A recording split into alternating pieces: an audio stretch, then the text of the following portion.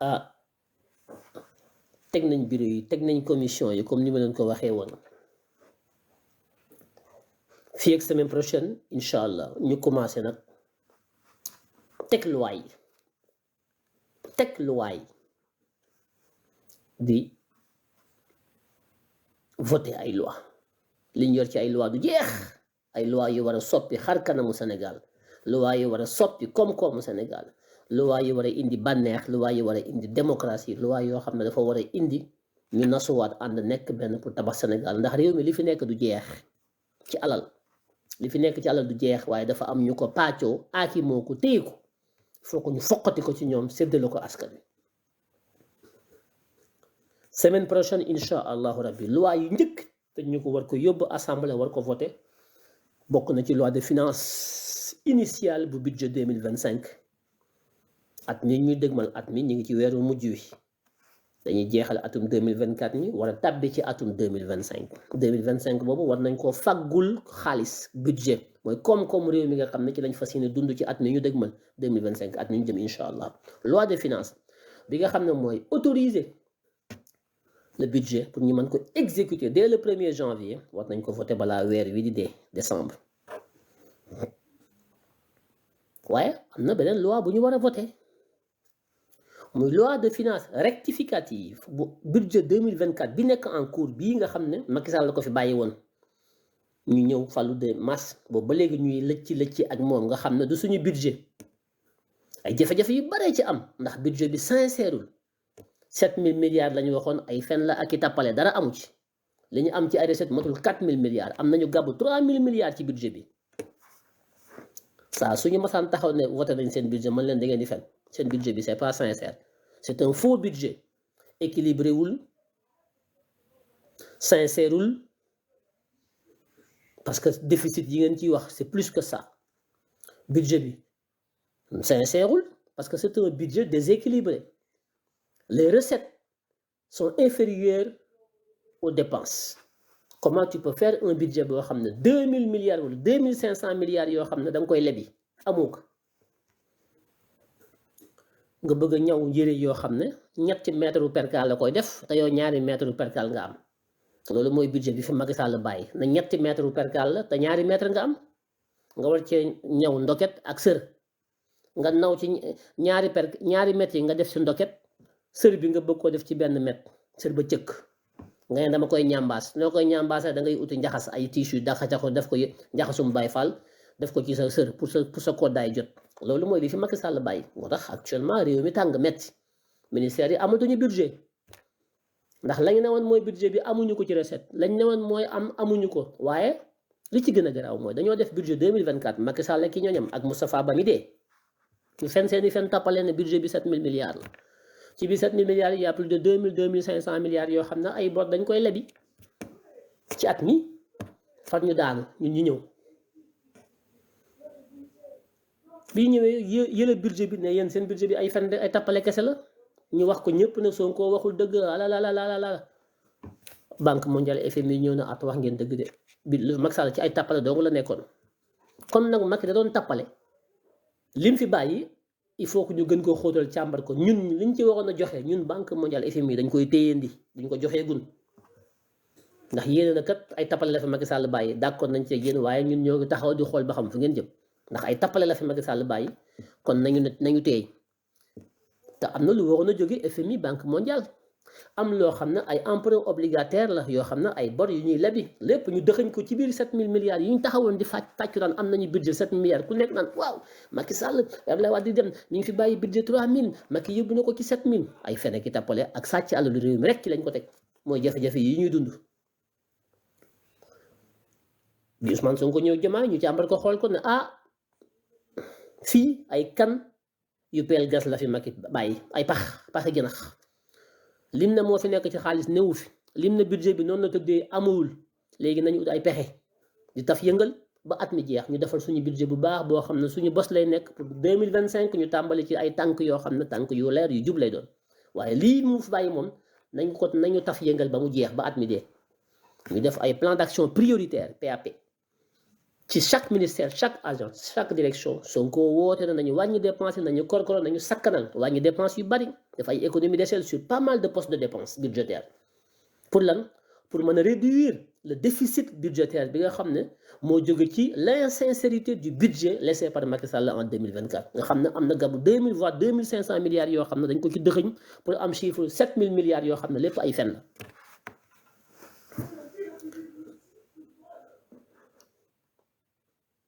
donc boo bëggee boo tàmmee ñu dina nàmpal ci biberon wala weenu fenkat weenu fen boo ci dee nàmp ba fendi ci ñu xëy suba bëgg laa feral ci weenu wuy fen bëgg laa nàmpal ci weenu dëgg buñ la feralee il faut nga yuuxu il faut nga jooy ndax day metti ndax dangaa tàmm meewum fen moo tax mu metti ci Sénégal yépp actuellement ku ne réew mi mettiwul da ngay fen dëgg rek moo neex yàlla metti na waaye metti boobu jógewul ci Sonko jógewul ci Diomaye mi ngi jóge ci fen yi nga xam ne 1960 ba léegi réew mi ci ay fen la ñuy dox banque mondiale FMI tappale fii homme d'état yoo xam ne fen sàcc alalu réew mi yóbbu kese loolu buum googu la ñuy dog bu ñu koy dog nag il faut que mu metti takk leen ndigg yi ngeen muñ 2025 ci la ñuy raxas yépp Sénégal xar kanam gu bees am muy une nouvelle renaissance il faut que ngeen xam loolu ñu nag yéen la woon démb ak barki démb ñun leen duñu leen fen dëgg rek bu neexee dañ leen wax dëgg bu naqaree dañ leen wax dëgg parce que contrat bi ñu am ak yéen mooy dëgg réew mi du neex du gaaw a neex fii ak at lu tax yàqu-yàqu yi ñu fi fekki moo bari tappale yi sàcc alalu réew mi caxatee alalu réew mi moo bari waaye nag daañu ko jubbanti de dañu koy jubbanti dañu koy defar ba mu ne cocc ku nekk di mos loolu ñun ñoo ko digaale ak yéen te day am insha allah rabbi waaye nag du benn bouton booy bës rek lampe bi tàkk de déedéet dafa am ay jaar-jaar am liggéey am futtiku am àndandoor am teg-teg yi am lu ñu war a nas ba fii ci at mi ñuy dugg bala moo jeex déwén insha allah fii ak at kenn ku nekk nga commencé gis njariñ li nga xam ne moo jóge ci metti yi nga dund ndax ku yàq réew mi ci juróom benn fukki at ak ñett ku ko ci yàq ñun mënuñu ko defar ci benn at réew mu yàqu ci juróom benn fukki at ak ñett mënuñu ko defar ci benn at dëgg la yàlla bëgg préparez-vous taxaw leen yéen ñëpp ngeen préparé wu ñu àndandoo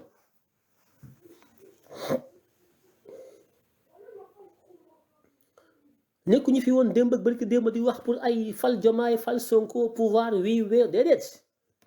contrat bi ñu am ak yéen c'est un contrat de vérité de sincérité c'est un contrat patriotique dëgg rek déedéet li ñuy def du politique gu ñu ñun dañuy jihaad sacerdoce la nous sommes dans une révolution politique gu ñu de révolution lañ nekk ak yéen pour changer Sénégal kon am na ñaari loi de finance yu war a jàll benn bi loi de finance rectificative dañoo war a jubbanti budget 2024 bi nga xam ne mi ngi jeex parce que budget bu ñu ko voté da nga koy appliquer ni ñu ko voté soo ko soppee mën nga koo soppi waaye boo koy soppi da nga koy delloo assemblée ñu voté waat ko ci soppite yi nga ci indi te comme Sonko ak Diomaye bi ñu ñëw dañ ko soppi ndax ay fen ya ca nekkoon dafa bari luñ ci dëxëñ te amul ci luñ ci diggee te amul ñu korkoral ko ba léegi ñu ngi soog a am majorité boo xam ne mën nañoo voté ay loi mu jàll ndax amuñu ko woon ba ñu mars ba léegi mënuñoo jàllale benn loi ñu ngi soog a am assemblée boo xam ne lu ñu fa yóbbu tey jii mu nekk intérêt askan wi nekk njariñu Sénégal mën nañ ko voté mais ñi fi nekkoon ñoom seeni intérêt dong la ñuy voté lu nekkul seen intérêt duñ ko voté toppatoo wuñu askan wi kon loi de finances rectificative budget 2024 war nañ ko voter avant la fin de l'exercice avant le 31 décembre pour coppite yi Diomaye ak Sonko ci seen xarañteef soppi budget bi ba réew mi taxawul ba réew mi nit ñi deewuñu ci xiif ba réew mi dégg nga maam taggatémbewul ndax li fi Macky Sall bàyyi réew mi mënoon naa taggatémbe ñoom ñaar ñooñu bu ñu amul woon xam état réew mi taggatémbe na ndax bàyyi wuñu fi dara yàq Sénégal noonu ñu ko jubbantee ci ay pexe wàññi dépense yi dugal fii ne lii mën naa ñàkk lii mënta ñàkk nañ def lii duñ def lii nañu sakkanal ba at mi jeex xalaat bu xóot boobu Sonko ak Diomaye te ñu def ko dafa indi ay coppite ci ni ñu voté woon budget bi ca temps Macky Sall te budget boo ko voté ni ñu ko voté noonu nga koy doxalee boo ko bëggee soppi da ngay demaat ca assemblée ba député yi autorisé la coppite yi nga ci bëgg a indi nga coppite nga ñu voté ko moo tax ñoom ñu indi ay soppite ci budget Macky Sall bi pour joyanti ko joyanti boobu nag muy jubbanti boobu nag dafa war a dem assemblée député yi voté waat pour xamal leen ne jubal jubbanti dafa am lépp tout ce qui est du domaine de la loi des finances budget impôt douane loolu lépp askan wi ñoom ñoo ko téyel seen loxo à travers seen député yi ñooy jub ñooy jubal ñooy jubbanti ñooy joyi la loi c'est le domaine de la loi.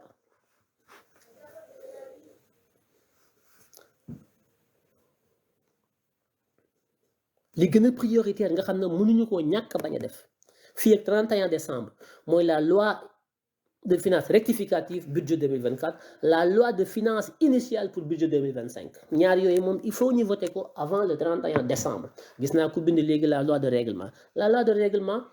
moom war nañ ko mën a voter mais mën nañ ko voter plus tard c'est pas une priorité avant le 31 décembre parce que le budget en cours termine le 31 décembre mënoo def le règlement la loi de règlement le 31 décembre sur le budget 2024 qui finit en même temps. Voilà, tu as encore un délai pour pouvoir présenter une loi de règlement, la loi bilan de l'exercice du budget, N-1. Donc, la loi de règlement, mais plus tard, priorité là pour l'instant. On est en finance publique. Voilà. Oui, xamuñu dara amuñu xam-xam que ñun buñu xamul dara ñun ñi porter projet bi suñu xamul dara Sénégal kenn xamul dara. Soyez fiers de vous yéen ñi porter projet bi su ngeen xamul Sénégal amul ko xam su ngeen mënul Sénégal amul ku man su ngeen bëggul Sénégal amul ku bëgg su ngeen yéen bu fekkee bëggu leen Sénégal kenn bëggul Sénégal bu ngeen amul xam-xam kenn amu ko bu ngeen bëggul kenn bëggul bu ngeen amul fit kenn amu ko dañuy fen di tappale ñoo leen dàq jàng gën leen a xam réew mi gën leen a xam rouage gën leen a nekk ay homme d'état gën leen a dëggu ndax ñun politique ñu dañuy jaamu yàlla.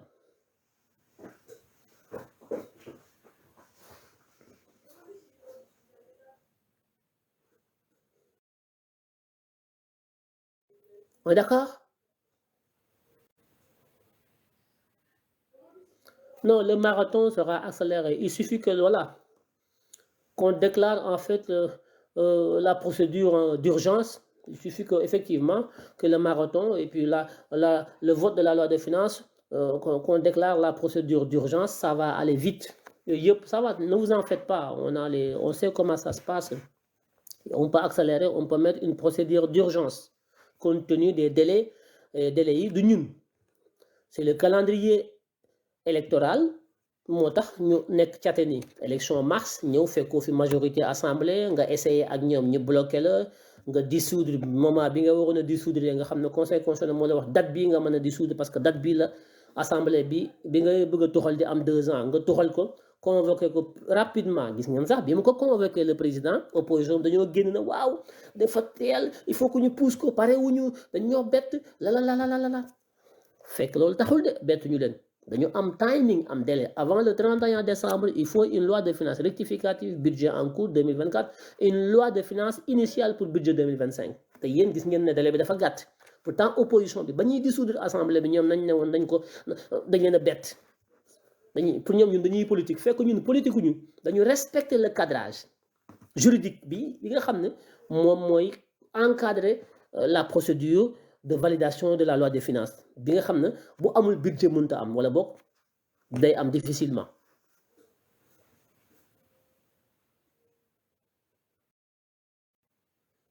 Donc on est dans la science, on n'est ni dans les émotions, on n'est pas dans la politique politicienne. loolu taxuñoo jóg loolu c'est terminé c'est fini loolu Ousmane Sonko jëlee ne ko fi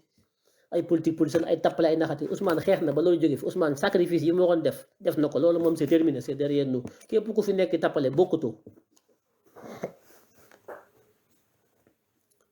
kon préparez-vous à soutenir le vote de ces 2 lois-là dans un premier temps. 1 mois après on va mettre d'ici 1 mois on va mettre la haute cour de justice bi nga xam ne mooy àtte sàcc yi ak ñoom Macky Sall la haute cour de justice loolu itam dinañ ko taxawal ci biir assemblée bi. ah oui am ngeen programme de assemblée nationale bi mosu fee am assemblée bi dafa am agenda am programme teg ci ko table gi teg ci carte sur table rek haute cour de justice bi dinañ ko taxawal balaa yàgg bàyyi leen ci xel. bu leen fàtte ne aussi am nañu loi pour criminaliser góor jigéen dañu ko xeexoon fii ci réew mi bokk na ci loi yi war a jàll dañuy criminaliser góor jigéen ci réew mi loolu lañ diggante woon ak Sénégal te dañ koy def incha allah rabbi góor jigéen dañ koy criminaliser. bu leen fàtte ne la loi sur l'amnistie dañ ciy ñëwaat naka lañ ci jawaatee xawma ñi ngi ciy xalaat mais daañ ci dikkaat daañ ko tas wala ñu jubbanti ko ba ñi fi rey nit ñi ak ñi fi boom doomu aadama yi ñoom dañ leen ciy keccat ba ñoom ñu mën leen a àtte buñ ko soppiwul lépp tamit daañ ci soppi pàcc boo xam ne képp koo xam ne mas nga cee rey nit wala nga tëj ci nit wala nga damm ki nit yow moom doo bokk ci amnistie bi responsabilité yépp la ñuy situé xamaguma nu muy demee mais daañ ko indiwaat teg ko ci comptable ci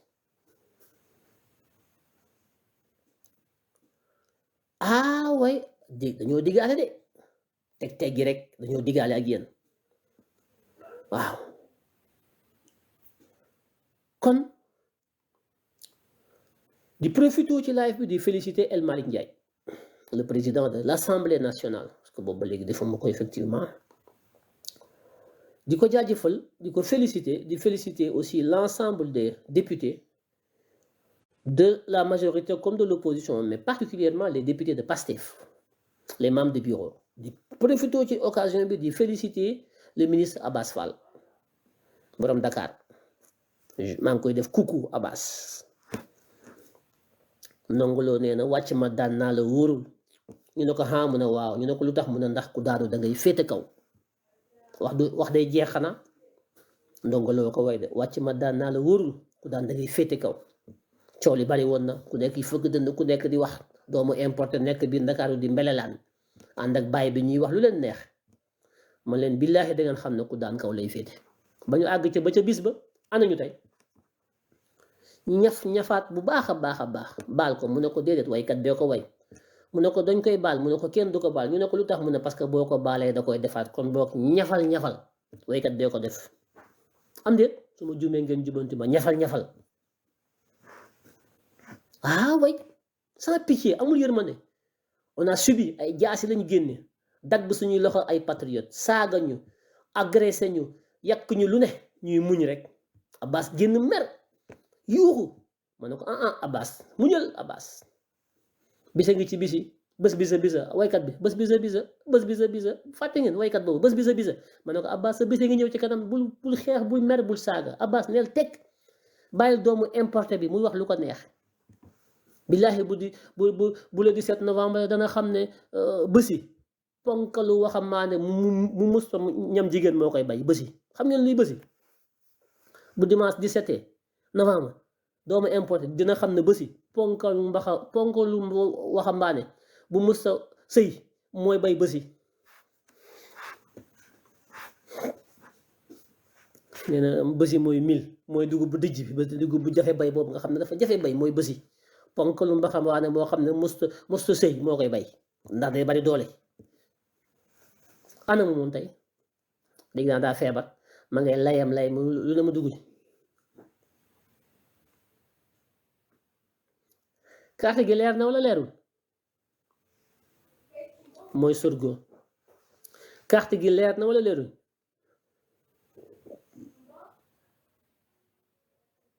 voilà léegi nag transition yàgg naa taxaw ne nañ ko dir ci assemblée bi nañ ko dàq ci mairie Dakar bi xeex naa ci bay bëgg a dee maag moom pik ak peel rek waxoon naa ko de sa tànk sama tànk jaan ak tànk ci kaw ci suuf rek yàgg daañu daje waxoon naa ko doomu importé bi maanaam ay boy town lañu town bi xam nga ñun dañuy collé dara di tëgg ay xam nga ñun ay boy town lañ ko tëgg ay Lévi Strauss di sol xam nga ay John Renfort di def ay Lévi Strauss xam nga ñun ay bokkuñu ak ay Sonko ay jëmee nga xam ne ay kaw lañu ci àll bi la jóge ñun ay boy town lañu ma ne ko waaw ba le 17 bu le 17 di nga xam ne ba si ponk la koy bay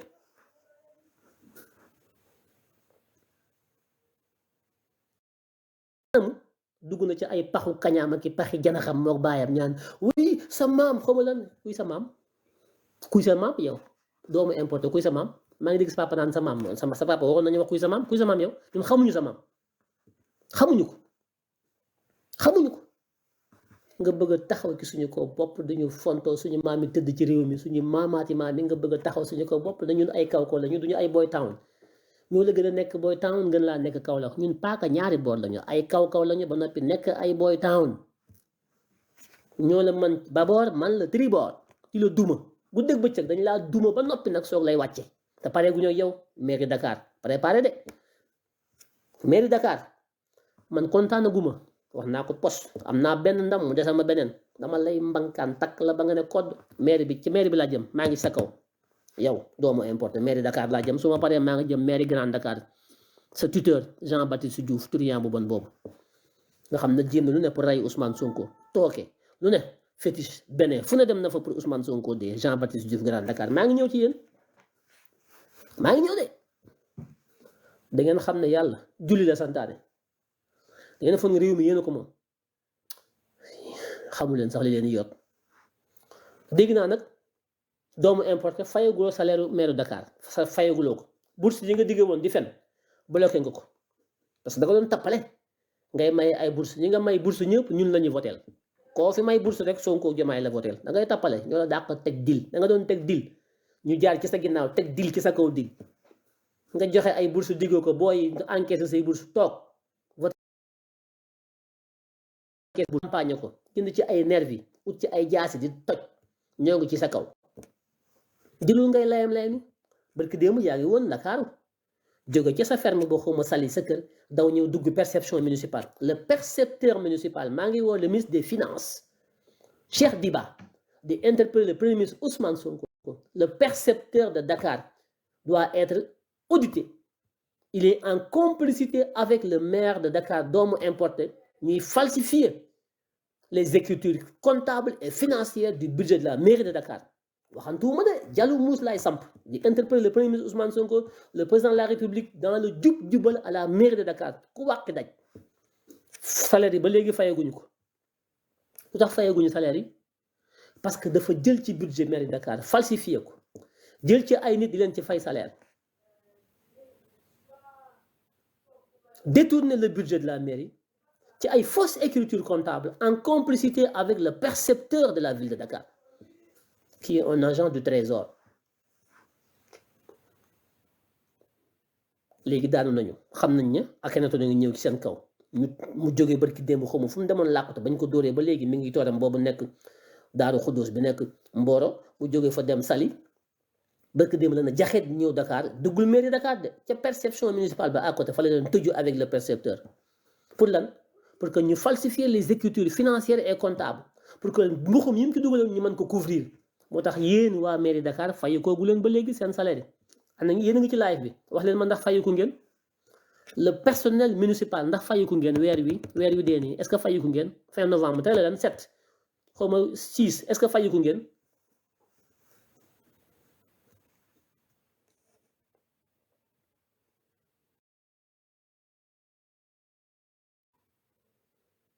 tey la 7 laaj leen waa mairie waa mairie le ndax fayiku nañ fayikoogu leen ba démb fayikuwu leen ba démb ñi liggéey mairie Dakar fayiku xam ngeen lu tax dañu nekk di falsifier les écritures au niveau de la paye parce que dafa am lu mu ci dugaloon am lu ñu jaxase woon sàcc alal ji pour campagne ko léegi loolu la ñuy jéem a jubbanti moom ak le percepteur sans compter les fausses bourses yi mu génne xaalisu mairie bi mu détourné ak yu baree yoo xam ne dama koy bañ a génne léegi di ko wax parce que ci seen kaw laa jëm soo ko waxee léegi dañuy dem tappale taf yëngal kii nee na sama nijaay fa lay liggéeyee mais fayikoogul man la samay wax jàllu muus la ñoom ñi ngi may déglu su ma taalee live ñoom ñëppay ñëw parce que man du ma waxantu mairie Dakar laa la wax fayikooguñu parce que ñi ngi tëju di jéem a jubbanti parce que xam nañ ne day contrôle bi day ñëw audit bi day ñëw mais on a tous les documents tout ne vous en faites pas on va vous auditer nga naan léegi ay poste député ngay wax waxuma la ñàkk mairie Dakar bi mais ci kaso bi nga jëm yow Barthélémy Dias ci kaso bi nga jëm tu vas pourrir en prison parce que tu es un voleur c'est ça la vérité et ngay bandi lu doo bandi da ngay am cerveau un vrai bandi day am cerveau te yow amoo cerveau bandi cerveau la ñu wax mais du bandi ay insanité ay saaga ndey ay fëgg dënn ay bu ñu waxee nga xam seen enfantillage ay kasa koso tu as un langage vulgaire mais amuloo cerveau sa mindset moom moo baaxul moo tax ci tuuxi duna ngay dëkk t'es pas intelligent ci kaso bi la jëm man maa leen ko wax fii Diallo Mousse man Akhenaton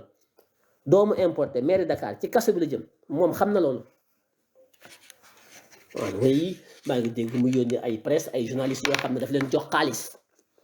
j'ai la liste de tous les journalistes yi doon dugg biir mairie Dakar mu leen jox xaalis avant campagne bi ñoom ñëpp on a la liste kenn ku ne dem di encaisser jël les volontaires de la ville de Dakar yokk leen seen salaire engagé leen comme ay nervis jënd ay armes fi ñu ko on a tout préparez-vous Ndeye Binta Thiam préparel yaag say koo gelu baax yi yéen xam nga yéen bëggantewu leen yow laa ci gën a tudd nag yow Ndeye Binta Thiam léegi naa yaa yore lekk yi ca Saint-Louis ak gars yi ñu fa téye 83 personnes yi bandi yooyu am na ko ci dee feebaroon gis naa mu def ci poste sànq di xaste di naan di xas waa bip dal ci kaw bip di dal ci kaw procureur xas ñëpp saaga ñëpp doomu importé baax na xamul lu lay yot continuer xamul lu lay yot am na ci kenn koo xam ne nag ci ñi ñu téye Saint-Louis ñu doon agressé ci campagne bi am na ci ku ñu téye koo xam ne yow doomu importé baax jabaram woo na la menacé la nga daw jënd ay ceeb diwlin yóbbu këram parce que message yi nga doon envoyante ak ñenn ñi pour di leen pousse ñu agressé équipe Sonko yi mi ngi ci téléphone yi ñi ngi ci téléphone yi xam nga ma xam ku dee rek ci ñi ànd ak yow yaa leen rey yéen nag yéen ñi mu engagé woon di leen fay ay miet yéen kenn du ci fayeku yéen ñi nekk ci kaso bi même su ngeen génnee du leen fayeku du leen fay de ñi nekk ci biti fay leen ñi mu diggoon bourse yi dagg na ko mënatul dara dafa tiit na ngay xool nu muy falsifier chiffres yi ak bulletin de paie yi ak budget Dakar bi avec le percepteur municipal mais yéen ñi nekk ci kaso bi yéen du ngeen fayeku ni ngi jël ay ceeb ak diw parce que yéen a ko menacé seen jabar yi mu di koy yóbbu ci seen famille yi pour bañ ngeen wax dem leen ngeen gis le procureur de Saint-Louis ngeen gis le commissaire de Saint-Louis le procureur général ña fa nekk ñëpp nekkal fa justice ngeen wax ak ñoom def wax leen li xew su ngeen waxee li xew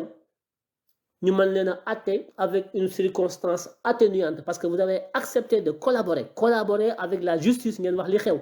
donte ñun xam nañ lu bari mais su ngeen jógee foofu du ngeen fa yokk actuellement mi ngi leen di boole leen ak Ndeye Binta Thiam mu leen di toggal leen jël en charge avant c'était Mansour Faye qui prenait en charge yéen a ngi xaale seen famille lekku ñu naanuñu tappale yim leen dugal génn leen ci du ci génn moom te yéen du ngeen ci génn collaborer avec la justice ngeen wax li xew ñu diminuer leen seen i peine ngeen ñibbi te ngeen dem toppatoo gi seen i njaboot yéen prisonniers yi laay wax yéen ñu nekk Ndar te mu dugalal leen ci ab bus jënd ay jaasee ki paaka ki ànd ak Assane Diouf ki ay xawma kan ak seen tappale yooyu yéen ndegam ñun ba ñu nekkee ci opposition bi la ñu am information waxuñu la ak bi ñëwee ba téye réew mi moytu leen seen bopp ñun kenn duñu xupp kenn duñu napp kenn dégg nga maam dara dijjul suñu bët dañuy xeex ak yéen Jean Baptiste Diouf yow tamit dégg naa yaa nga daw xaw ma foo nekk naan damaa feebar di tappale signature joxe nga ko sa premier maire adjoint mosoo koo boole ci say tappale loo mas a def ci mairie bi yaa ko def yaa ak sa gerbaat biram baas ak sa gel boobu dëkk xaw ma nu mu tudd sa gel boobu sa assistant secrétaire municipal bi xaw ma nu tudd Grand Dakar laay wax tudduma Grand Dakar par hasard yàgg ngeen maa dégg may tudd maire Grand Dakar Jean Baptiste Diouf tappalekat la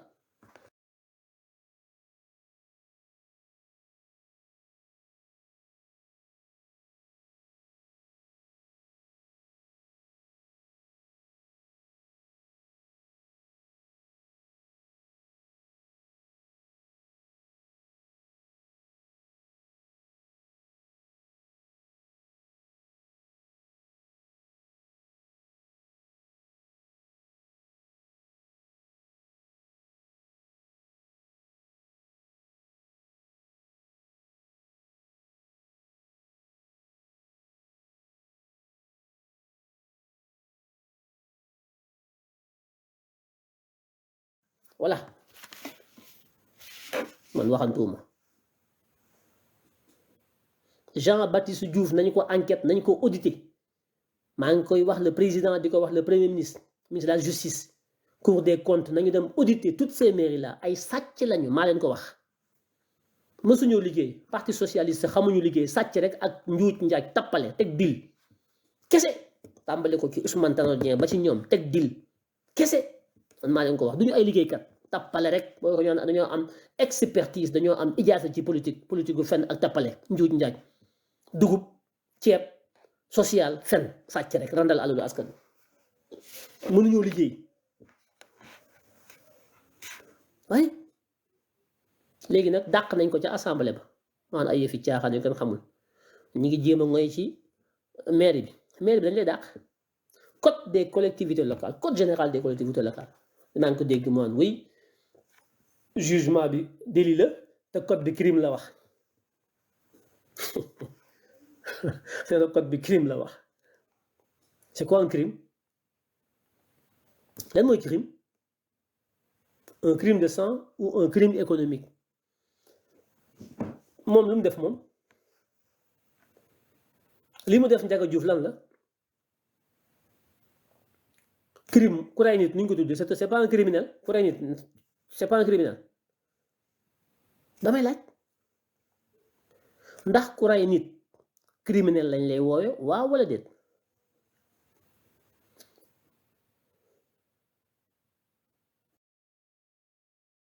Ndiaga Diouf dañ ko rey wala reyuñu ko Ndiaga Diouf dañu ko rey wala reyuñu ko Ndiaga Diouf dañ ko rey non kan moo ko rey kan moo ko rey Ndiaga Diouf dañu ko rey te rey nit mooy crime kan moo rey Ndiaga Diouf Barthélémy Toye Dias waxuma ko justice moo ko wax bal la ko dóor mu dee kooku ñu ne du criminel parce que nee nañ xawma c'est un lan ñu ne lan c'est un quoi ñu ne lan moom nee na code bi lu mu wax mu ne lu code bi wax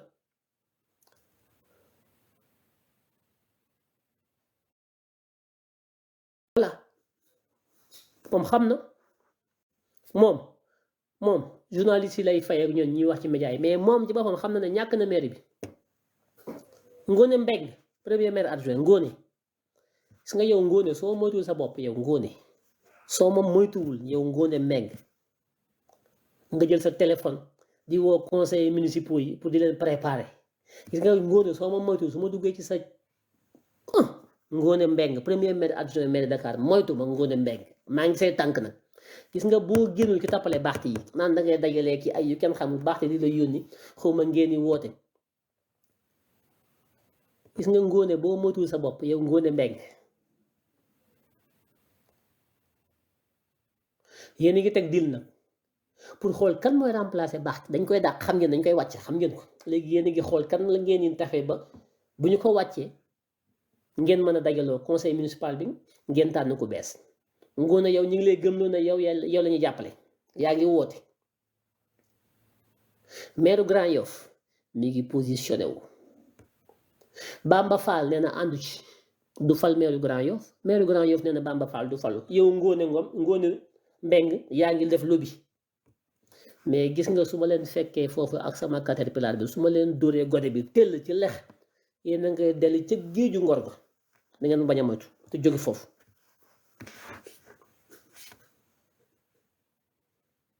ba ngeen juddoo ba léegi yéen a ngi tappale PS tappale rek tappale guddi tappale bëccëg tappale yi jeex na Sonko sonné na la fin de la récréation de vos tappale est-ce que li may wax leer na salut Bekam kon bye bye la mairie de Dakar bye bye l'Assemblée nationale bye bye Khalifa Sall bye bye Barthélémy Diaz bye bye yéen ñi nga xam ne yéen c'est fini acceptez-le c'est comme ça c'est fini léegi nag maa ngi dégg xawma benn ñu ngi ma yónnee benn vidéo xawma Bachir Fofana xawma Bachir naka tappalekat boobu nekk ci média yi di wax rek maa ngi leen dégg xawma ak ñenn ñu naan waaye donc Barth dañ ko radier dañ ko dàq ci assemblée bi moom ak Sonko benn kaala 2 poids 2 mesures taxawu Sénégal sax nga xam ne ñoom dañu ñu ñàkkee jom waa taxawu Sénégal ñàkk jom di layam seen kanam yu lawet di ma sax bu Khalifa Sall ñàkk jom ba mel na Khalifa Sall ku leen fekk taxawu Sénégal di def communiqué yéen Barth est-ce que dafa dem élection au nom taxawu Sénégal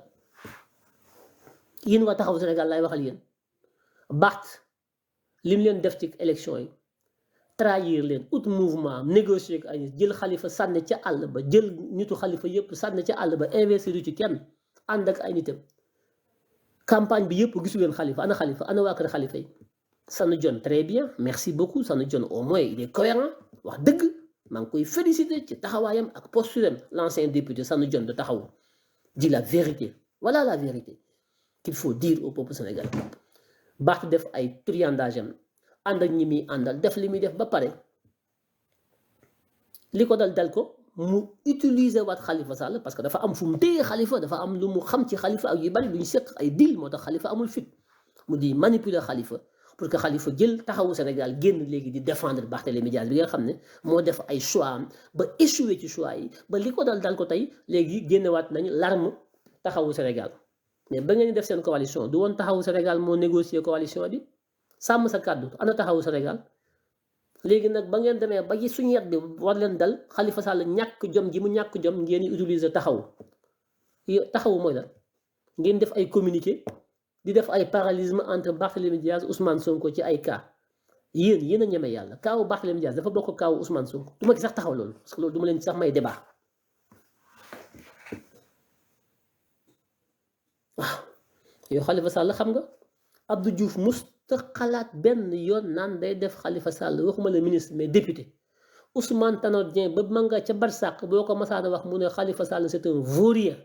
wallahi alazim musu ko considérer parce que c'est un homme nonchalant amul benn ambition dara xamu ko jamono yàqu tey gone yi du tey ñuy wax mais ñi fekk démb ak bëgg démb xam nañ Abdou Diouf ak Tanor Dieng mësuñoo considérer Khalifa Sall parce que musu am ambition musu am xam-xam teg dil rek ñoon ay taxawu Sénégal di wax yu kenn xamul di fonto nit ñi Barth trahir Ousmane Sonko ànd ak Macky Sall yaakaar na day teg dil élection du am affaire bi maa ko lijjanti suñ bëggee génn xamul na booba jamono boobu Macky Sall la ngi négocier moom taatam yaa ngi tëgg tama moom Macky Sall moom mu toog di mbelelaan rek xamul na Macky dealer la Macky daf ko teg dil xëy dem ba ko fi voilà ngaan man dama am xam-xam dama yàgg ci politique man booy temps la ma dàq politique Ousmane Sonko yaa ko dàq fenn wi te dàq ko politique ba ngay wax ak Macky Sall di teg dil ci kaw Ousmane Sonko Macky ngi dil ci suuf appel ci kaw appel ci suuf la doon def waru mbay dosé xam ngeen mbay dosé bu Thiès appel ci kaw appel ci suuf seetaan ngeen théâtre boobu Macky day appel ci kaw di appel ci suuf léegi nag yaa ngi des débrouille-toi wala nga takk say bagage dem Cap-Vert génn Sénégal mais moom du fi réew moom duñu ko bokkati waaw réew mii Barth suñ Sénégal bi duñ ko bokk ak yow takkal say bagage na nga dem Cap-Vert wala nga dem Guinée Bissau su la neexee mais duñ ko bokk ak yow gas yi c'est fini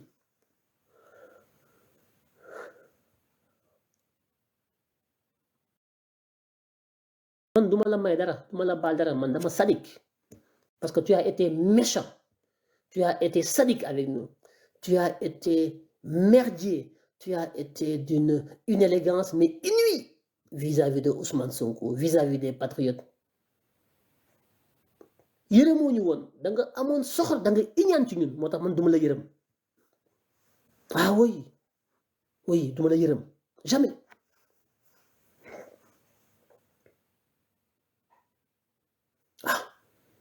cool yi gars maa ngi yow rek sa tànk sama tànk gaa yëpp di kii saa yu ma xëyee nekk ci yow waaw ne woon naa danaa la dóor ba yéeg ci sa kaw jël sama tànk bi teg ko ci sa kaw bopp bi ne la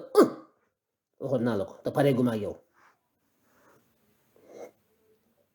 naan ay oui Barthélémy Dias moom ñun ñoo ministre de la justice moo def kuréel ñu dàq ko assemblée dañuy jëlaat beneen décision ji génne ko ci maire bi Ousmane Sonko ngeen bëgg dem leen ngeen jëli Ousmane dem leen dàq Ousmane Sonko dem leen ngeen génn ko dem leen ngeen génn ko yéen mën ngeen a génne Ousmane Sonko mën ngeen a dàq Ousmane Sonko mën ngeen ko wàcc mën ngeen ko dem leen ngeen woo Macky Sall mi ko doon doo bokk tas parteem mu jóge mu tàng jëri ci moom mu génne ko ci prison bi delloo ko parteem mu dem ci ay élection foqati réew mi jox ko Jomaay tey mu jox ko assemblée am 130 députés yow nga am ñetti yelwaan ñetti bëñu gonay mbiraago yi ñetti député nga am yow Barth yéen taxaw fii duñu fonto mais yéen ñàkk ngeen joma duuma yi leen duma barki démb ngeen taxaw fii naan Ousmane Sonko ak bàcc ak Barth doomu importé yéen ñàkk ngeen joma commencé gis lu mel nii da ngay seet lii ñàkk jom ay nit ñoo xam ne c'est des sadomaso plus nga leen di duma plus ils sont contents sadomaso que vous êtes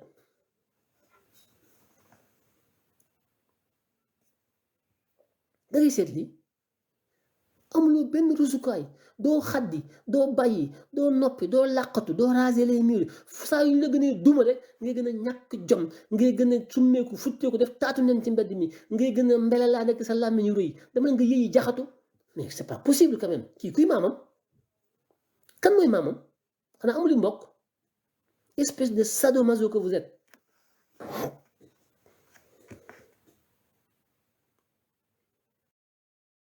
eh oui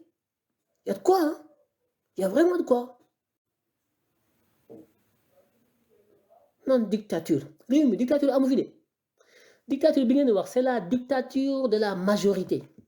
dictature bi ngeen di wax c'est la dictature de la démocratie li fi xew du dictature de dafa bari ñun yàllaa ñu may doon dañoo am doole réew mi dañoo ànd ñun dañoo am doole le peuple est avec Ousmane Sonko moo tax lu mu def ngeen ne dictature la Ousmane Sonko a tous les pouvoirs grâce à quoi au jeu démocratique amul lu mu fi foqati forcé wul kenn dafa dem ci askan wi wax ak askan wi ba ñu ëpp ci askan wi ne ko yow a gonga mu yor levier yëpp ku yëkkati ku wàcc raay mu teg la ci kaw raay bi ngeen ne dafa yor dictature ban dictature yow Macky Sall moo la condamné en appel comme définitivement nga procès boo xam ne 2009 la xaw ma 2010 xaw ma 2011 def na 13 ans xaw ma 14 ans ca Ablaye Wade booba daanoogul ba léegi ngay lëcc demoo dikkoo procès boobu ba muy am Pastef existé wul Barthélémy Dias ba muy rey Ndiaga Diouf ñu yéege ko wàcc booba Pastef amul Ousmane Sonko kenn xamu ko vous vous rendez compte Barthélémy Dias ba muy génn fetal di dóor ci Ndiaga Diouf muy dee Ousmane Tanor Dieng ñëw ci këram ànd ak Jean Baptiste Diouf police war a def perquisition ci kër Barthélémy Dias mu woo Ousmane Tanor Dieng na ko dawal ñëw boo ñëwul la mbaay ñaaw Ousmane Tanor Dieng ñëw taxaw ci dam leen xool vidéo yaa ngi ci biir ñu ngi ci YouTube bi Ousmane Tanor Dieng moo ñëw kër Barthélémy Dias ànd ak Jean Baptiste Diouf maire Grand Dakar bi ñu taxaw ci buntu bi ne commissaire de police bi du ngeen dugg ci kër gi def perquisition parce que amu leen mandat de perquisitionner police bi d'accord na maa ngi koy uti ci procureur dem ñu dugg ci kër gi génn faux billets yi billets noirs yi def ko ci ay bërigo tëmbal ko ci beneen kër bi génn ko yóbbu ko toolu Barth bi nekk Daaru Xuddoos loolu moo taxoon ñu bañ policier bi dugg bu duggoon ay centaine de millions ay faux billets la fay fekk ñu koy weexal Ousmane Tanor Dieng nga bar sàq ay trafiquant lañu rey Ndiaga Diouf ba noppi trafic ay faux billets la ñu def weexal xaalis ci biir kër gi bu leen ma tax a wax ngeen ni fo boobu Ousmane Sonko dafa kenn da ko xam an boobu Pastef kenn da ko wax boobu Pastef amul bi ñuy rey Ndiaga Diouf Pastef amul Ousmane Sonko xamuñu ko Diomaye boobu ba léegi ñu lëcc jóge ko daanu nga ñëw tey Macky Sall condamné la en appel ci justice su Macky Sall lañ la condamné en appel nga dem nga pourvoir en cassation ñu confirmer sa condamnation ci nguuru Macky Sall dem conséquence atte yooyu yëpp war a dal ci sa kaw ñu koy appliquer conformément à la loi am ñu taxaw naan oui il faut être élégant patati patata ma ne mais Alioune Tine ak Seydi Gassama franchement Seydi Gassama j'ai beaucoup d'estime pour lui c'est quelqu'un que j'apprécie profondément Seydi Gassama mais sur ce coup je ne suis pas d'accord avec lui ça arrive nit ki ma doon d'accord ak moom ci lépp man mi li may wax du ngeen d'accord ak man ci lépp c'est normal nit ki léeg-léeg loo ko bëgg léeg-léeg doo d'accord ak moom donc yéen ñii léeg-léeg du ngeen d'accord ak man c'est normal je l'accepte c'est aussi le cas aujourd'hui pour Seydi Gassama Alioune Tine moom ay waxam waxuma ko mais cette fois-ci ñoom ñaar ñoo bokk position que Barthélémy Dias dès lors que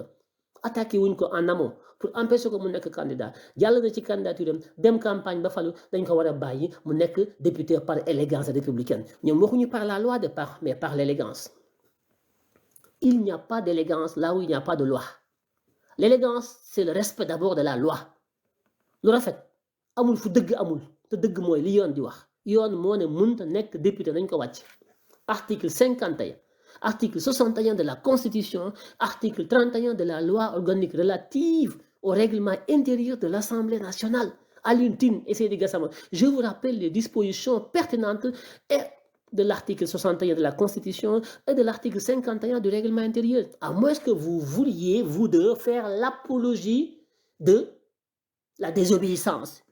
constitutionnelle et juridique. que vous, en tant que société civile, vous décidez qu'il faut aller à l'encontre de la loi. Il ne faut pas respecter la loi. Et ce serait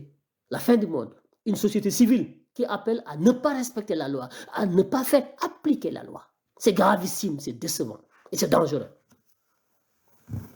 Parce que Ken Wahoul, bon voilà, nous devons communiquer wuñu, exécutif, ni la présidence, ni la primature, ni le parti, personne ne communique. Je suis désolé. On ne communique pas. On laisse les troubadours, qui télé yi ku nekk di wax, mais ñun amuñu ay waxkat, mais ñun amuñu ay défenseurs, mais ñun on a tort, mais ñun on n'a pas le droit. Ñun on a la légitimité et la légalité avec nous. Nous sommes le peuple, nous sommes la majorité.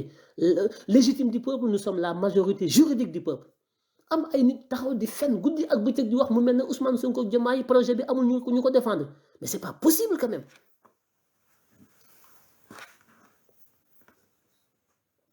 Ana Pastef ñi ngi xëccoo ay poste ay fallu ku nekk ngi fàtte nañu léegi kenn ku ne yaa ngi dem Colobane fa benn costume cravate ñëw taxaw poste defal sa CV taxaw di xaar qui défend le projet qui défend le parti ana ñu bàyyi ay Alioune Tine Seydi Gassama ñu taxaw di wax ay élégance républicaine. Oui, j'aime bien l'élégance républicaine, mais pas à l'encontre de la loi. Une élégance ne peut exister que sous le respect de la loi. Mais transgresser la loi pour parler d'élégance républicaine, c'est une apologie à la désobéissance juridique. C'est dangereux et d'ailleurs c'est condamnable. C'est condamnable. Ce que Alioune Tine et Seydi Gassama ont fait sur le cas Barthélémy Dias, c'est une apologie à la violence contre notre constitution et notre loi organique relative au règlement intérieur de l'Assemblée nationale. Je le dis haut et fort. Et je les défie à me dire le contraire. Duñ ma wedd mukk Diallo Mouss lay samp. Ousmane Sonko Diomaye am nañ ku leen défendre. Maintenant que vous commencez à être député, à être élu, mais kenn waxatul ñëpp ngi ne pat. Qui défend le parti? Qui défend le projet? Personne. Pas possible quand même. Il faut qu'on arrête. L'opposition est réduite à sa plus simple expression. Elle est dans le coma. Maintenant, c'est une pseudo-société civile qui veut se substituer à l'opposition. D'où mon opposition est bonne, mandi. Légui, société civile, entre guillemets, nous avons opposition au projet. Ça ne passera pas. Ça ne passera pas. Argument, des arguments politiques, juridiques. La société civile. Mais dañuy ànd ak yéen di leen marqué à la culotte bu ngeen waxee lu jaadu lu tegu ci yoon loo xam ne c'est normal c'est légal yoon moo ko prévoir ñu ànd ak yéen man je ne suis pas complaisant. Je ne suis pas complaisant moi.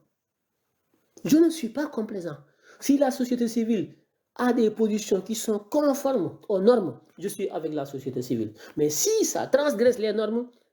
je suis contre la société. Moi je suis républicain d'abord.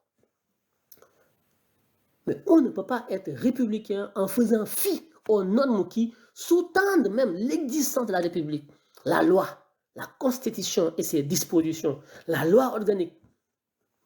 Ne l'île Sonko ak Diomaye avec leur majorité décidée conformément aux lois. Alioune Tine taxaw fële ak Seydi Gassama ne non, on aurait pu être plus complaisant, plus indulgent, plus conciliant, plus élégant. Mais ça, c'est pas de l'élégance, ça. C'est une trahison, ça. Ce n'est pas de l'élégance, c'est une trahison à la loi.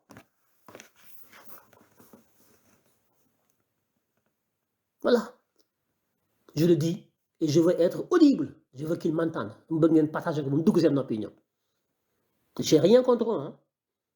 Ils ont un argument, mais ils ont un contre-argument. Ce n'est pas leur personne qui m'intéresse. Mais argument, ils ont un argument, argument, de par la loi.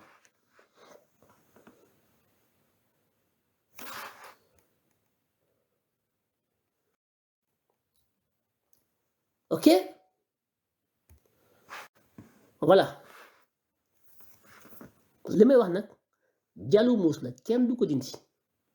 li may wax ni kenn du ko dindi kon nañ ñu bàyyi ñu liggéey suñu liggéeyul nag am ngeen sañ-sañu jóg taxaw xarab ñu mais dafa doy wax ngeen bay bëgg a dee xottiku taxul sénégalais yi bàyyi ñun lañu àndal li ñu soxla yëpp sénégalais jox nañu ko léegi nag dañoo futteeku fas yéene liggéey Sénégal ngeen ne déedéet kenn du fi liggéey lan ça ne peut pas continuer et ça ne continuera pas. Voilà. Donc, lii mooy li nga xam ne dama ne woon dinaa ko wax pour que ñu jàll ci leneen que ñoom ñuy wax amuñu lu ñu wax. On a fini avec Barthélémy Diaz au niveau de la mairie, au niveau de l'Assemblée, nekkatul député, c'est terminé. Mairie bi moo ci des dinañ ko jëlee ci en tout cas man dinaa xeex ba jëlee ko ci mairie bi waaw.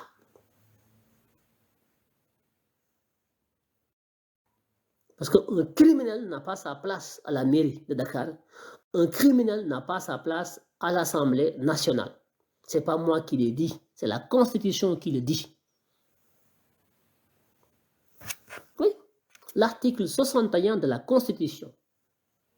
interdit à tout criminel jugé définitivement de bénéficier d'un mandat électif. Ça, c'est la Constitution, la hiérarchie des normes. Quand la Constitution refuse l'élection d'un assassin, d'un criminel, comment et par quelle argutie juridique on peut prétendre pouvoir rester maire de Dakar suivant des dispositions du Code général des collectivités locales? Le Code général des collectivités locales ne peut avoir des dispositions qui seraient contraires à celles de la Constitution, qui est la mère des normes, hiérarchie des normes. Ah ben, quand la Constitution dit qu'un criminel c'est qui? C'est quelqu'un qui tue, un assassin, un criminel de sang ou un criminel financier. Un criminel, c'est tous les crimes qui sont punis par le Code pénal. Quand un criminel est déchu de son mandat de député, il est forcément déchu de son mandat de maire. Parce que l'esprit de l'article 61 de la Constitution est constant. C'est quoi l'esprit? L'esprit, c'est que celui qui tue, peu importe par quel moyen, celui qui assassine un criminel, celui qui tue son prochain, surtout de façon fautive, celui-là, il ne mérite pas de bénéficier d'un mandat électif. Il ne peut pas représenter le peuple. Il n'est pas digne de représenter la société. C'est aussi simple que ça. La Constitution est au-dessus de tout. Je vais dire, la Constitution est au-dessus de toutes les normes de ce pays. Voilà, on va leur faire un peu de droit constitutionnel, comme ça ils vont comprendre, comme ñoom xamuñu dara.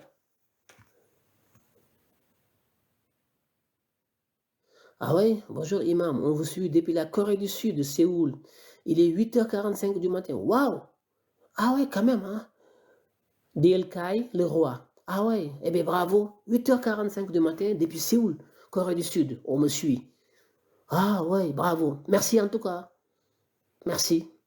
Je vous sers donc un petit déjeuner au matin. Donc là, c'est dimanche matin là-bas à Séoul. Là. 8h45 du matin à Séoul, Corée du Sud. Ah ouais, bravo. 18h47 depuis le Canada. Bravo. On me suit là-bas aussi. Depuis l'Allemagne. Eh bien bravo. Depuis la Suisse. Eh bien bravo. Voilà. Mr. notre commandant. Ah, depuis Japon, 8h47 du matin, très tôt. Fayard, Japon. Ah ouais. Ok, Sydney, en Australie. Waouh. Et vous êtes partout les Sénégalais. En France, bravo. Depuis le Maroc, 0h47. Bravo, Montpellier, Bruxelles, Arabie Saoudite. Waouh. Barcelone, Lyon, Dunkerque. Depuis la Savoie. Ah ouais, dans les montagnes là-bas. Depuis Ottawa au Canada. Bravo. Depuis Louga, le Ndiambour, chez moi. Depuis Londres, eh bien bravo. Italie, Aix-en-Provence, depuis Nice, New York, Paris. Voyez là? Bangkok, waouh, 9h à Bangkok, New York, Dakar, Tanzanie, Guédiawaye, New York. Ah ouais. Phoenix en Arizona, Toronto. Eh bien bravo. À 3. Live prendra. Ah bon? Attendez là. Ils vont couper le live là. Pourquoi ils sabotent? Faut pas couper le live, hein, le live. Ah ouais, c'est ça. J'ai reçu une notification là comme quoi que Houston, 17h48, Birkilan, eh bien, Parcelles Dakar, Argentine, Espagne, Milano, Orléans en France, Avignon en France, Luxembourg, waouh, les Mureaux en France, Irak, des Sénégalais en Irak depuis Kébémer, chez mes parents, du côté de ma mère, Marseille, Nouakchott, à Dakar, ok. Eh bien, bravo, Thiaroye, bravo à Thiaroye, depuis l'Essonne en Ile-de-France, Fanok, Melbourne, waouh, c'est en Australie ça, Perth, Melbourne, Sydney, waouh, c'est loin, c'est l'autre côté du monde là. Corbeil-Essonne, Melo, ça c'est l'île de France, Ohio, au nord des États-Unis, West Foire, eh bien bravo, depuis Kébémer, Nouadhibou, ça c'est en Mauritanie ça, New Jersey, Pescara, ah ça c'est l'Italie, ça me rappelle des vieux souvenirs quand j'étais étudiant, j'y allais en vacances pour voir mon cousin à Pescara, j'aimais bien, j'allais à Massa Carrara et à Forte dei Marmi, j'aimais bien Forte dei Marmi, j'aime bien la Toscane aussi avec son église médiévale et tout ça et les cimetières, voilà. Toscane, l'Italie c'est très beau, hein? C'est un pays immensément riche en patrimoine culturel et tout ça, Pescara, et Livorno, Massa Carrara, et puis j'aimais bien aussi, comment ça s'appelle ça encore? La Toscane, c'est très beau la Toscane, hein? Surtout, j'aime la Toscane à cause de Michel-Ange. Michelangelo. Voilà, l'Italie, c'est la culture. Hein. Mais bon, les Italiens, ils n'entretiennent pas leur patrimoine culturel. Hein. L'italien, c'est la mafia, mais c'est l'un des pays les plus riches culturellement en patrimoine culturel au monde. J'aime bien la culture aussi. Voilà. Ok. Milan, j'ai été pour la première fois quand je suis descendu de la gare de Milano Centrale, on a failli voler mon sac. Là, je descends de la gare, on pique ma valise. Au retour pour rentrer à Paris, on m'a volé de l'argent dans le train. J'ai pris le train de nuit, j'avais raté le TGV, il n'y avait pas un autre TGV, il n'y avait qu'un train de nuit que j'ai pris, j'ai dormi, j'étais tellement KO, je me rappelle bien cette année-là. J'étais étudiant encore, on m'a piqué mes sous parce que dans la cabine je dormais, il y a des Égyptiens, je ne sais pas quoi, qui sont rentrés dedans, qui m'ont piqué tous mes sous. Je me rappelle très bien, j'étais encore étudiant.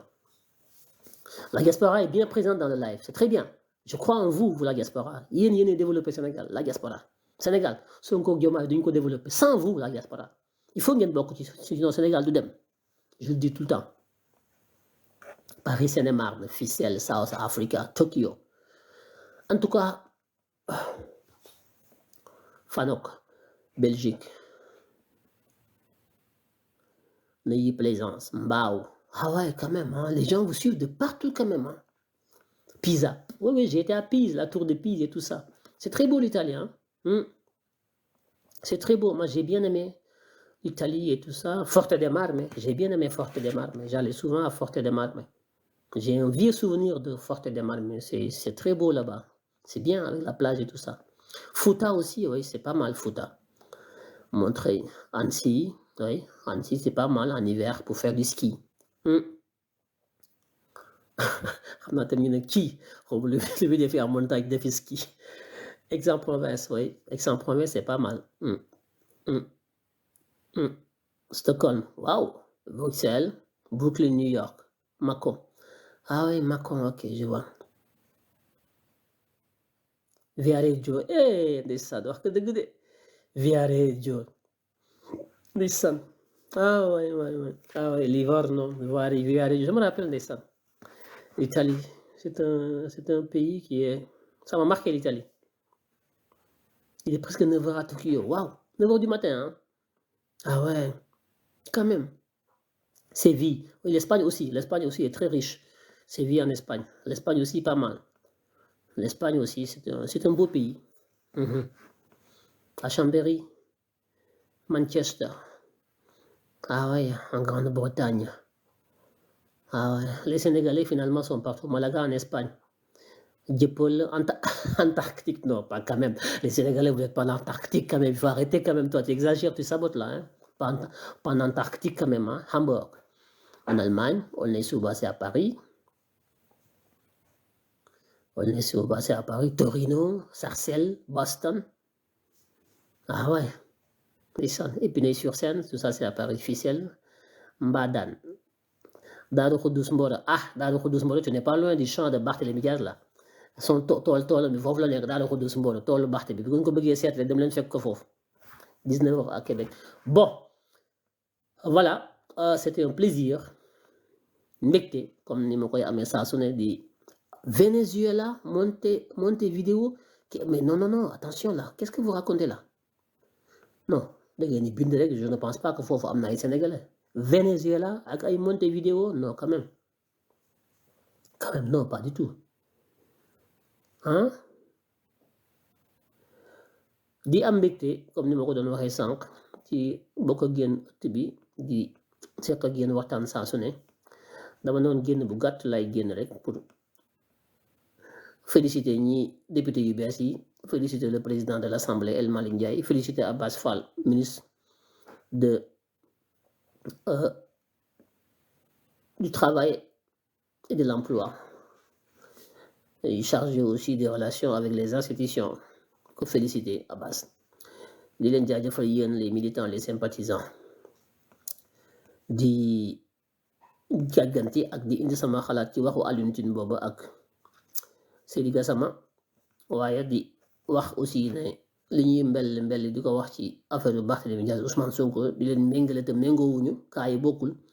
loolu it ma xamal leen li ci nekk ngeen xam ko xam ne dañuy wax waaye li am solo du loolu li am solo mooy jëlee nañ ko ci assemblée bi dañ ko jëlee ci mairie Dakar parce que mairie Dakar ay tuux duna yu mag la fa def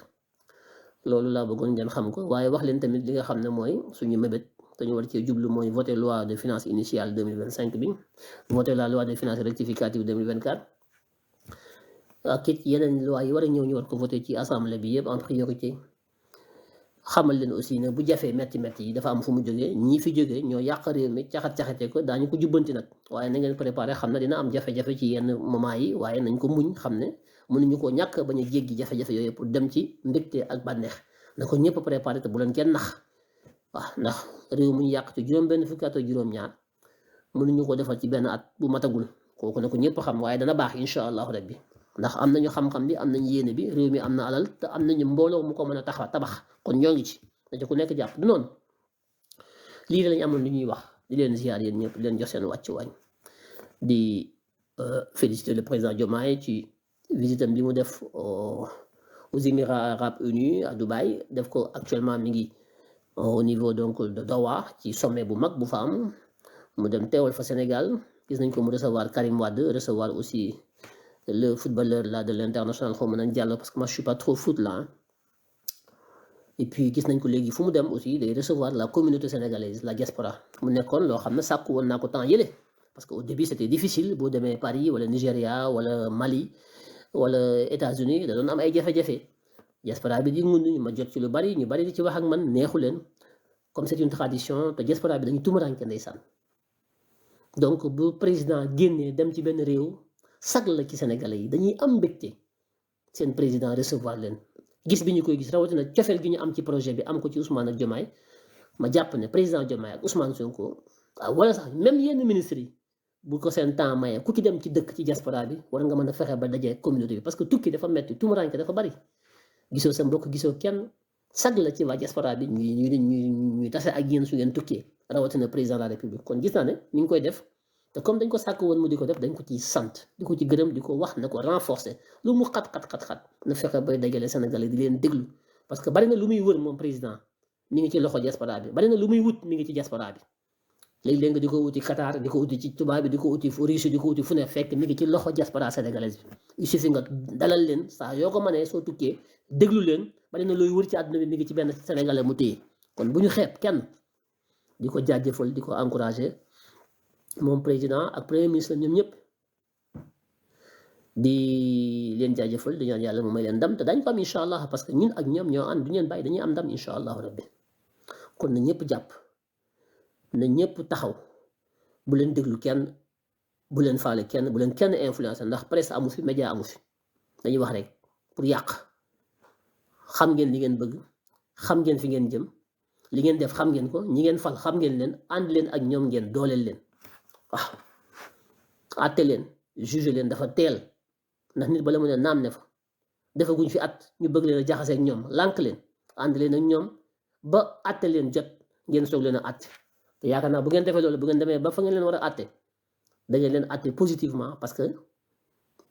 amuñu sikk sàkk ne dañuy soppi Sénégal amuñu ci xel ñaar Rebelle Sonko nee na doylu ma yow Rebelle Sonko qu'est-ce que tu fais là? Attends, je vais te bloquer. Qu'est-ce que tu fais là toi? nga ne doyuloo Rebelle Sonko yow xam nga yow doo doyal ci man yow doo doyal ci man parce que amoo sago ci man waaye nag damaa war a fatu nag là il est 1h du matin presque en France il faut que ma arrêté nag fatu mag ñi dañ daan fatu duñu wax tëddi duñu wax nelaw dañ daan ñoo ngi fatu damaa war a fatu fi mu toll nii du noonu ne leen yàlla sàmm sàmm ñu sàmm Sénégal sàmm njiitu Sénégal sàmm premier ministre sàmm gouvernement bi sàmm képp koo xam ne sa yéene ci Sénégal lu rafet la lu baax la yal na la yàlla sàmm ku am mébét bu bon nag ngir bëgg a yàq projet bi yal na la yàlla yàq képp ku bëgg a yàq Sénégal yàq projet bi yal na la yàlla yàq képp ku bëgg Sénégal bëgg lu baax ci Sénégal yéene ko mu nekk ci sa xol te loolu di dëgg ndax yàlla moo ñu gën a xam ku nekk li nekk ci sa xol moom yow yàlla yow laay ñaan dugal ci xolu jaamu sénégalais bu ne xool la fa nekk bu dee lu sell la lu yiw pour Sénégal yàlla na nga ko aar moom sàmm ko ba yiw googu mën a antu bu fekkee nag ku bëgg ab safaan la ci réew mi moo xam ci président ci premier ministre ci gouvernement bi ci Akhenaton ci yow ci kii ci ku mën a képp koo xam ne la mu ëmb du lu baax lu xasaw la loo xam ne bu ko brusoo kenn du nooyi yàlla na nga ko booleeg moom taxañ ko sànni ko ca àll ba ne leen amin ok kon boog ba fan yi incha allahu rabbi fanaan jàmm jërë leen jëf